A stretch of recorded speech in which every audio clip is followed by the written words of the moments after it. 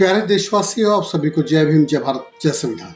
इस देश को भारत से हिंदुस्तान बनाने का षड्यंत्र बीजेपी और आरएसएस मानसिकता से ग्रस्त लोग जो कर रहे हैं, उस षड्यंत्र में इस देश का मुसलमान भी शामिल है।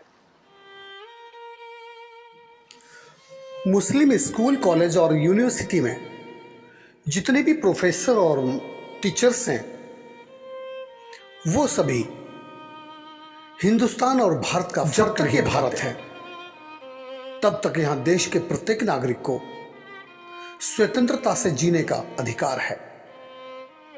जिस दिन ये हिंदुस्तान हो गया, उस दिन केवल हिंदुओं को ही विशेष अधिकार होगा। फिर मुसलमान को दाढ़ी रखने का अधिकार नहीं होगा, नमाज पढ़ने, मस्जिद बनाने और शिक्षा लेने देने का भी अधिकार नहीं होगा।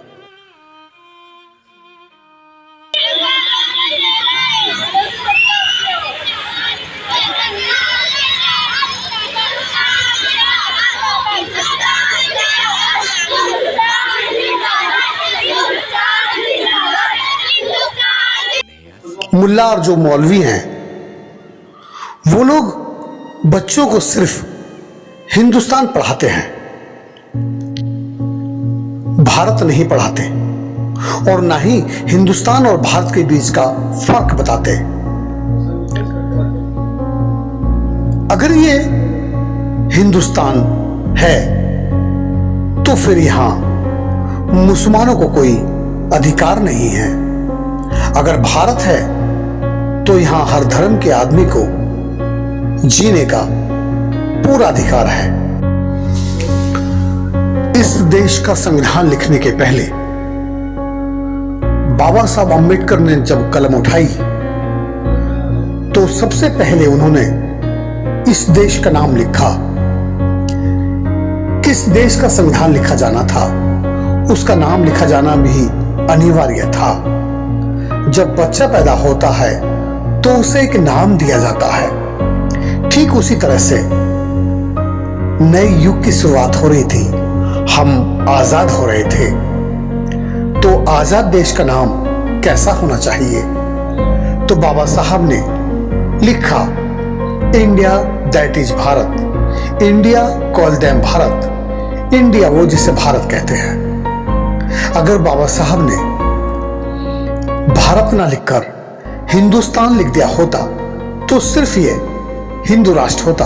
अगर हिंदू राष्ट्र होता तो इस देश में मुसलमानों को मस्जिद बनाने का अधिकार नहीं होता,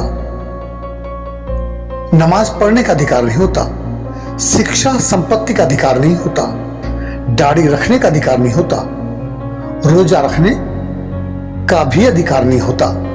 सारे अधिकार सिर्फ हिंदुओं को होते और हिंदुओं में भी विशेष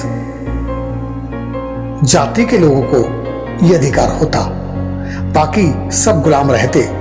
ठीक इसी तरह से इस देश में जितने भी धर्म हैं, अगर आज उनको बराबरी का अधिकार है तो ये भारतीय संविधान की बदौलत मिलता है। और भारतीय संविधान में इस देश को भारत कहा जाता है। हम सबको ये कभी नहीं भूलना चाहिए कि ये देश भारत है और जब तक ये भारत है तब तक यहां सभी को स्वतंत्रता से जीने का अधिकार है। जिस दिन ये हिंदुस्तान हो गया, हिंदुओं के अलावा अन्य किसी धर्म को कोई अधिकार नहीं होगा। तो हिंदुस्तान हिंदुस्तान दोहराना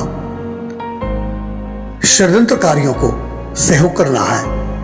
हम जितना हिंदुस्तान हिंदुस्तान बोलेंगे उतना ही इस देश को हिंदू राष्ट्र बनाने में इंसान के दुश्मनों को ज्यादा आसानी होगी। आप देखिए, ये बच्चे राष्ट्रध्वज को लेकर पैदल मार्च कर रहे हैं।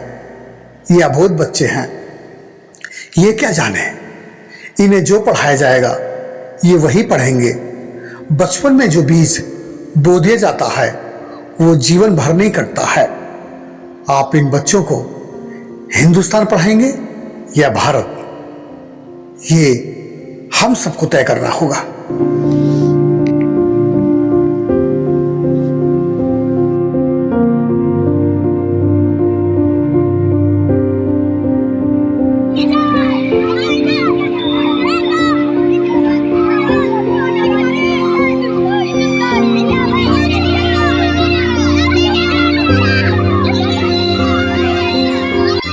इस देश के सभी बुद्धिजीवियों को, इस देश के सभी धर्म के लोगों को ये निर्णय करना होगा कि हम अपने आने वाली पीढ़ियों को हिंदुस्तान पढ़ाएंगे या भारत पढ़ाएंगे।